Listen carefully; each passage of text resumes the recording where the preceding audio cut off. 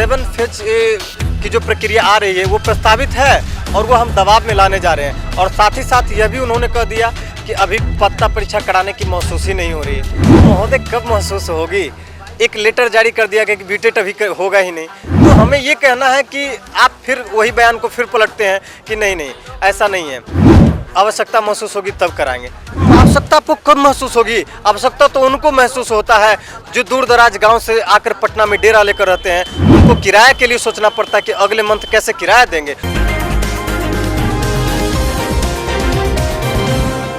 5 सालों से बीटेट के पात्रता परीक्षा का आयोजन नहीं हुआ है बिहार में। लगातार बीएड डीएलएड किए हुए अभ्यर्थी गर्दनीबाग धरना स्थल पर धरना प्रदर्शन कर रहे हैं और यह मांग कर रहे हैं कि बीटेट का पात्रता परीक्षा जो होता है उसका आयोजन हो। लेकिन शिक्षा मंत्री ने यह साफ कह दिया है कि पहले बहाली होगी जो चयनित छात्र हैं, उसके बाद पात्रता परीक्षा का आयोजन होगा। हमारे साथ कुछ बीटेट के अभ्यर्थी हैं, उनसे हम बात करेंगे।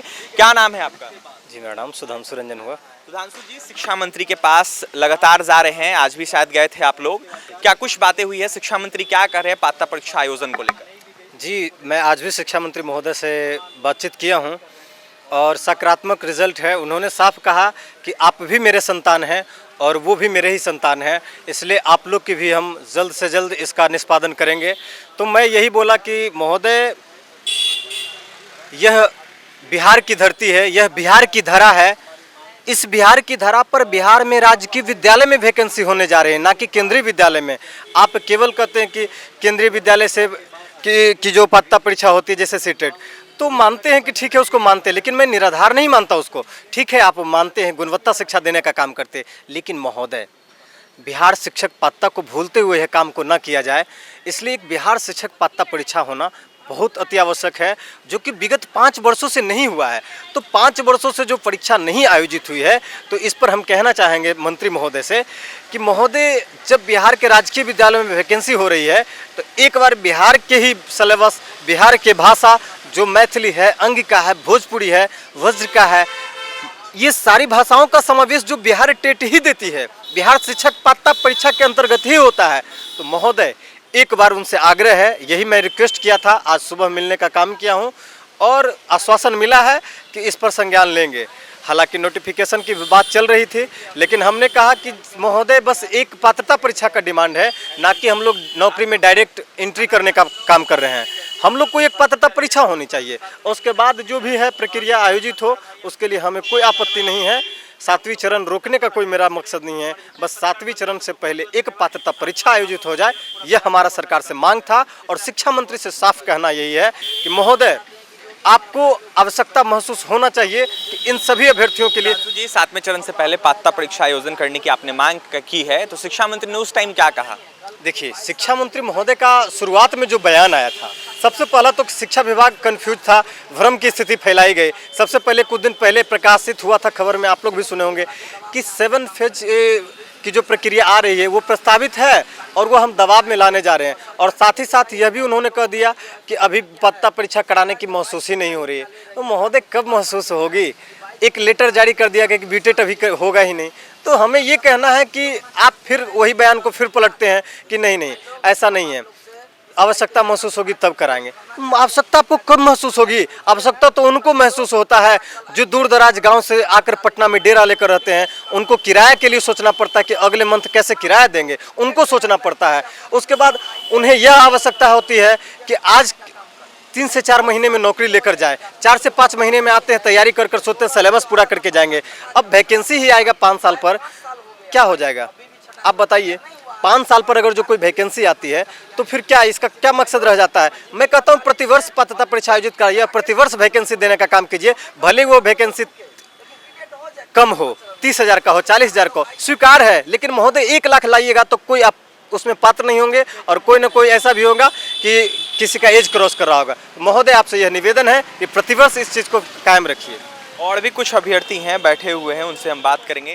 क्या नाम है आपका? विवेक कुमार, सहरसा से आए हम। विवेक जी, शिक्षा मंत्री से मिले हैं, कितने अस्वस्थ हैं शिक्षा मंत्री के बातों से? देखिए शिक्षा मंत्री का बयान है कि विचार करेंगे।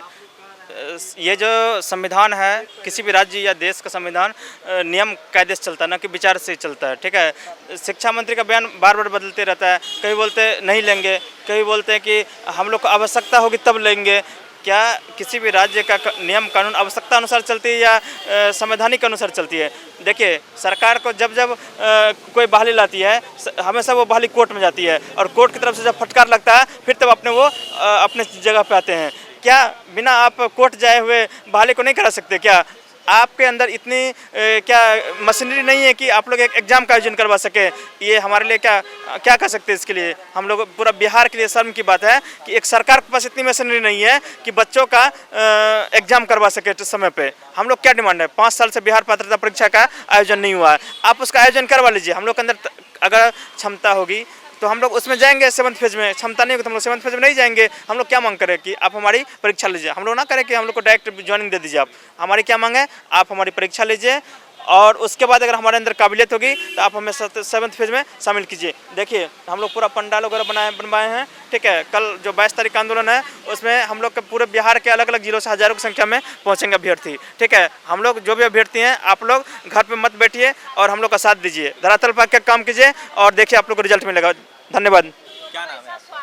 मेरा नाम कृष्ण कुमार राय हुआ है, मैं मधुबनी जिला से आया हूँ। मेरा जो बीटेड वाले छात्र हैं सभी को मैं यही संदेश देना चाहता हूँ कि भाई देखिए, बहुत जगह से अफवाह उड़ाया जा रहा था कि पंडाल टूट गया है। मैं उन भाई लोगों को ये कहना चाहता हूँ कि देखिए, पंडाल टूटा नहीं है। कल का ये तैयारी है, 22/7/2022 के जो धरना का कार्यक्रम रखा गया है, इसमें आप लोग सभी लोग जुड़िए, ज़्यादा से ज़्यादा संख्या में जुड़िए, ताकि हमारे शिक्षा मंत्री माननीय विजय कुमार चौधरी जी बोलते हैं कि हम लोग 7वां चरण वाला के दबाव में काम कर रहे हैं। तो इसलिए जब इन लोग के दबाव में काम कर सकती है सरकार, तो मेरे दबाव में क्यों नहीं? जो कि संविधान में ये नहीं लिखा है कि कोई भी सरकार दबाव में काम करेगी। भारत लोकतंत्र देश है और न कि दबाव पे काम करेगी। तो इसलिए हम आप लोगों सभी को ये कहना चाहते हैं कि देखिए भाई, आप लोग 10 साल रुकने के लिए तैयार है या 10 दिन देने के लिए तैयार है, डिपेंड आप पे करती है कि 10 साल रुके या 10 दिन रुके। तो इसलिए 7वां चरण का नोटिफिकेशन अगले माह देने के लिए तैयार है सरकार, लेकिन हमको नहीं लगता है कि देंगे, क्योंकि हम लोग ज़्यादा से ज़्यादा भारी संख्या में आएंगे। सरकार हम लोग का जो एकजुटता देखेगी और हम लोग का बीटेड होगा। हमको पूरा भरोसा है, पूरा यकीन है, क्योंकि हम लोग प्रत्येक शुक्रवार को सचिवालय जाते हैं, शिक्षा मंत्री के पास जाते हैं। सभी लोग ये बोलते हैं कि ठीक है, देखेंगे, सोचेंगे, विचार करेंगे।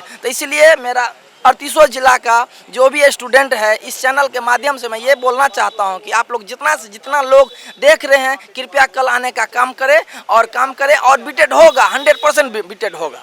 देखिए, बीटेड की मांग कर रहे हैं 7th फेज से पहले ये अभ्यर्थी और लगातार गर्दनीबाग धरना स्थल पर धरना दे रहे हैं। बता दें आपको कि आज इन लोगों ने शिक्षा मंत्री से मुलाकात की है और उन्होंने आश्वासन दिया है कि होगा, लेकिन कब होगा ये स्पष्ट उन्होंने नहीं किया है। लगातार ये अभ्यर्थी मांग कर रहे हैं कि जल्द से जल्द बीटेड का पात्रता परीक्षा का आयोजन किया जाए। हर साल जिस तरीके से पहले लिया जाता था वैसे लिया जाए, क्योंकि देखा जाए तो बीएड डीएलएड करने में काफ़ी पैसे खर्च होते हैं और बीएड डीएलएड पूरा होने के बाद पात्रता परीक्षा अगर नहीं हो तो काफ़ी अभ्यर्थियों को दिक्कत होती है। अगर पात्रता परीक्षा आयोजन नहीं होगा तो अब तक बहाली नहीं होगी। अभ्यर्थियों का यह साफ कहना है कि 7th फेज से पहले पात्रता परीक्षा का आयोजन हो। हम लोग लगातार मांग यह कर रहे हैं कि पात्रता परीक्षा का आयोजन सरकार करे। वहीं बता दें आपको कि लगातार ये अभ्यर्थी सचिवालय जा रहे हैं, शिक्षा मंत्री से मिल रहे हैं और लगातार इनका साफ कहना है कि जो 7th फेज का नोटिफिकेशन पात्रता परीक्षा है उसका पात्रता परीक्षा होना चाहिए। वहीं बता दें आपको कि गर्दनीबाग धरना स्थल पर इन लोगों का लगातार धरना प्रदर्शन जारी है और वहीं इन अभ्यर्थियों का कल महाआंदोलन होने जा रहा है। तमाम अभ्यर्थियों को आपने सुना उनका क्या कुछ कहना था और भी तमाम खबरों के लिए बने रहे हमारे साथ। हमारे चैनल को सब्सक्राइब करें, पेज को लाइक करें। बहुत बहुत धन्यवाद।